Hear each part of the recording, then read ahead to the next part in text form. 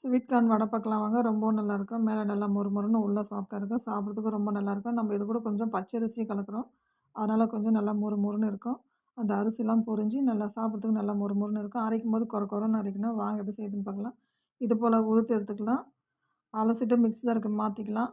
Sweet கார்னை கொஞ்சமாக பச்சரிசி ஒரு 15 நிமிஷம் ஊற வச்சு அலசிட்டு சேர்த்துக்கலாம். கொஞ்சம் மிளகு, கொஞ்சம் பூண்டு, கொஞ்சம் உப்பு சேர்த்துக்கலாம். தேவையான உப்பு சேர்த்துக்கலாம். இது போல் தண்ணி விடாமல் நல்லா கொர கொரன்னு அரைச்சி எடுத்துக்கலாம். 1/2 கப்பு கடல மாவு சேர்த்துக்கலாம். 1 கப்பு பச்சரிசி மாவு சேர்த்துக்கலாம். 3 பச்சை மிளகா, கொஞ்சமாக கொத்தமல்லி, கருவேப்பிலை, கொஞ்சம் வெங்காயம் சேர்த்துக்கலாம். நல்லா கலந்து விட்டுக்கலாம். அடுப்பில் ஒரு கடாயை வச்சு எண்ணெய் காயட்டுன்னு இது போல் தட்டி போட்டுக்கலாம். நம்ம தட்டி போட்டால் அது போண்டா மாதிரி வரும். ரொம்ப நல்லாயிருக்கும். கண்டிப்பாக இதில் அரிசி மாவு சேர்க்கணும். கடல மாவு கொஞ்சம் சேர்க்கணும். சேர்த்து நல்லா மொறுமொறுன்னு வரும். இது போல் நல்லா மொறுமொறுன்னு வந்தோடனே எடுத்துடலாங்க. ரொம்பவும் நல்லாயிருக்கும்.